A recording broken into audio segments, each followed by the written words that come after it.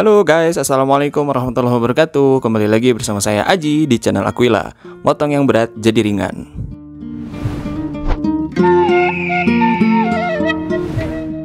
Nah, hari ini di episode kali ini saya bakal review nih pesanan Kang Hanafi sama Kang Firmansyah. Beliau ini orang Bogor kalau nggak salah, Bogor apa Bekasi gitu. Ini Kang Hanafi di Jogja. Nah, yang membedakan dari kedua pisau ini adalah pertama sarungnya, terus ini kan kulit, ini kayu. Nah, kalau yang kayu, biasanya kalau yang mahal-mahal saya pakai apa nih namanya gantungan kulit gitu, karena biar ya lebih pantas aja. Kecuali teman-teman yang mau request, misal ada yang pesen pengen sarung kayu tapi biar bisa dijingjing ketika dijingjing itu apa ya? Dibawa gitulah, dijingjing kalau pas lagi waktu penyembelihan gitu atau di RPH gitu. Jadi biar tetap kita punya sarung kayu tapi bisa dibawa kemana-mana gitu. Nah, ini kayunya sonokeling, tapi yang unik dari sonokeling yang satu ini adalah dia mirip seperti layaknya ebony nih. Kalau ebony kan coklat, dia ini. Nah nih, ini garis ini kan coklat nih ya. Kalau yang sonokeling nih, dia agak keoren-orenan. Tapi setelah dikasih minyak ya ini. Tuh. Kita ada minyak khusus yang buat kayu, jadi bagus banget. Oke, kita langsung review aja detailnya. Pertama dari pisau yang mana dulu nih? Cap, cip, cup, kembang kuncup, pilih mana yang mau dicup. Oke, pokoknya dulu.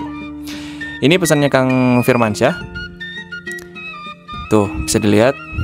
Karena beliau waktu itu lihat video yang video penyembelihan yang pakai bahan yang sama. Terus pengen minta yang sama banget modelnya tapi lebih panjang gitu kan, karena waktu di video itu ceritanya lagi pakai yang 20 cm. Nah, beliau ini minta yang 30 cm. Nah, ini kita buka bilahnya. Bismillah. Ini ya genggamannya gini ya, aman insya Allah aman. Karena tebal ini guys, tuh lihat. Tuh ini kurang cerah nih. Saya naikin ISO-nya dulu bentar. No, aman kan? Ini tebel segini nggak akan tembus lah sama pisau. Nih tuh, saya pegang gini ya, tuh. Wah, di komen lagi nanti. Nah, full flat seperti biasa dan ini satin polish. Karena sesuai yang di video itu satin polish. Walaupun sebenarnya kemarin udah kita coba bahan ini tuh Focore. Ini teman-teman bisa lihat. Wih. Nih tuh ada tulisannya Focore. Ini bisa di mirror ternyata, karena dia tidak mirrorable lah gitu istilahnya. Beda sama bahan-bahan yang ya walaupun emang prosesnya agak lama kalau di mirror dibanding dengan baja yang ini nih N695 dan baja-baja modern yang ya kelas medium lah bisa dikatakan begitu. Kali ini masuknya udah di kelas atas ya. Kalau Focore sama tipe jenisnya sama, maksudnya kelas atas kayak model DMO5, EC3000 itu kan brandnya ya. Nah, itulah baja-baja yang kayak gitu. Pokoknya yang dia pakai HSS biasanya udah kita masukinnya ke baja yang spesial gitu. Karena ya pekerjaannya sulit banget guys. Terus satu lagi, saya kemarin ada chat dari salah satu, saya nggak tahu itu beliau itu subscriber atau bukan, bilang katanya pengen buat bilah kan di sini. Nah, jadi ceritanya pengen di videoin katanya guys. Jadi ini kita sambil tes tajam ya. Pengen di videoin karena pengen tahu apakah pengerjaan di kita ini seberapa sering dicelup air, karena beliau pakai dalil yang Kalau overheat itu HRC-nya menurun, otomatis ya ke performa juga. Dalilnya menurut dalil yang ini dulu ya, dalil yang satu ini nih, yang satu ini. Kalau HRC-nya turun, performanya pun turun gitu.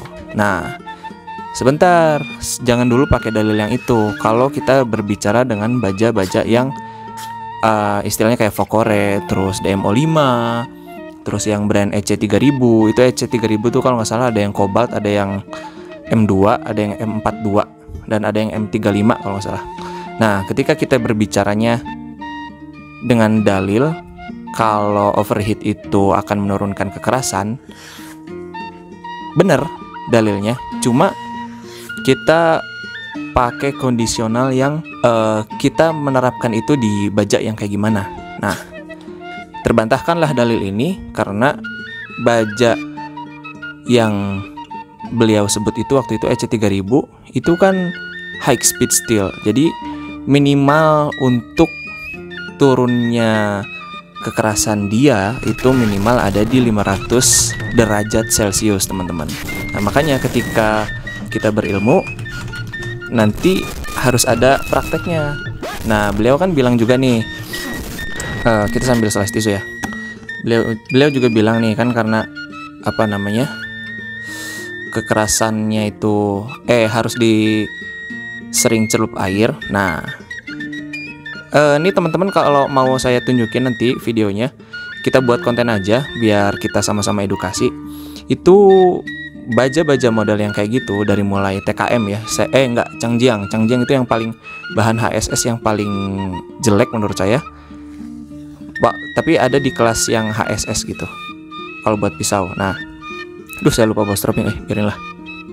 Terus untuk baja-baja yang kayak gini, kalau kita lagi grinding, rough grinding, apalagi pas di awal, itu pertama nih ya. Pertama ini bentar. Kita stroping ke celana dulu, guys. Nah, itu baja yang kayak gitu, kalau kita kena air pas lagi rough grinding, bisa kalau yang sekali satu jalan set terus celup air, bisa banget. Cuma masalahnya yang pesan bukan Anda doang, jadi ada antrian yang lain, makanya kita pakai ilmu ngerjainnya. Nah, ilmu dalil kita apa? HSS itu minimal harus ketempernya di suhu 500 derajat Celcius. Nah, kalau kita grinding pakai gerinda itu nggak akan sampai di 500 derajat Celcius karena kita pakainya amplas. Bapak, kalau kita pengerjaan dengan bahan-bahan yang kayak gitu, bahan-bahan yang nyebelin. Karena kalau kita pakai batu gerinda, pertama dia emang cepet naik suhu dan grindingnya pun cukup lama, teman-teman, gitu. Jadi makanya ada sinkronisasi antara ilmu dan praktek. Dan dalilnya juga kalau kita di pisau, kita gak bisa pakai satu dalil gitu, teman-teman. Nah, nanti kalau misalnya si EC3000 itu ketika lagi di grinding pakai grinder tangan, terus kita celupin air, itu langsung retak, teman-teman. Kalau teman-teman mau tahu nih ya, nih nanti buat konten yang selanjutnya nih biar teman-teman tahu gitu. Jadi pandai bladesmith manapun akan paham dia kalau ngerjain baja-baja kayak gini. Terus lagi panas-panasnya nih, misal di 200 derajat, terus kita celup air, itu pasti retak. Semua udah pada tahu. Makanya salah satu alasan saya bikin channel ini adalah karena saya banyak belajar dari ya senior-senior. Ternyata di lapangan masyarakat kita gitu, banyak yang mispersepsi terkait bilah, maupun dari ketajaman, kekerasan, dan pengerjaan proses bilah. Nah, salah satu contohnya yang kayak barusan gitu, teman-teman. Makanya slogan yang motong berat jadi ringan itu karena kalau kita breakdown lagi ke bawah, itu banyak sekali runtutannya, banyak sekali indikatornya buat teman-teman itu teredukasi gitu. Jadi jangan sampai banget, naudzubillah. Dari kemarin saya tidak henti-hentinya banyak yang ngechat terus bilang, "Oh, saya beli di sini. Tapi ini bener nggak bahannya ini?" Taunya pas dibuktiin salah bahannya gitu. salah bahannya. Terus begitu ada yang mau restorasi misal, ini katanya bahan Elmax, kan kita harus nanya bahan dulu yang mau ngegarap. Jadi bahan kan harus ditreatment dengan baik. Kalau misal kayak Elmax itu kan amplasnya beda, nanti sama per, misal ini mah paling per, nanti kita pas penggarapan itu nggak maksimal teman-teman hasilnya. Nah banyak kasus yang karena mau restorasi, yang baru kenal sama channel ini gitu, itu aduh ya ampun, saya kayak tiba-tiba ada yang restorasi di situ, di grafirnya ini bahan Elmax katanya, tapi karat. Nah kalau baja yang kita teman-teman semua tahu yang di penggarapan bilah, teman-teman produksi itu tahu tipikal yang misal baja N695, oke lah kita pakainya nggak apik gitu. Tapi karena ini pakai flash, tapi karena apa namanya, tiap baja itu punya karatnya masing-masing. Kayak misal D2 itu karatnya dia bukan kayak per. Kalau per kan bintik-bintik nanti. Nah kalau D2 itu karatnya dia agak melebar, tapi dia dalam gitu. Sekalinya karat dia itu akan karatnya ke dalam, bukan melebar ke mana-mana, dia bakal ke dalam. Dan banyak juga baja-baja lainnya yang ya secara fisik kita yang sering garap bilah pasti akan paham. Silakan tanya sama empuk manapun, mereka yang dengan kayak misalnya kita pegang aja nih, kadang ada yang memang empuk-empuk senior tuh yang dipegang doang, oh ini mah misal nggak di harden semuanya, paling cuma segini doang ini 1 cm, atau bahkan yang nggak di harden. Itu ada sampai yang empuk yang instingnya itu sampai sana gitu. Dan ketika saya cek, kata beliau, oh ini mah belum disepuh Ji katanya. Pas saya cek, bener belum disepuh. Taunya yang disepuh cuma sebelah sininya doang. Waktu itu kejadian tuh. Itu teman-teman.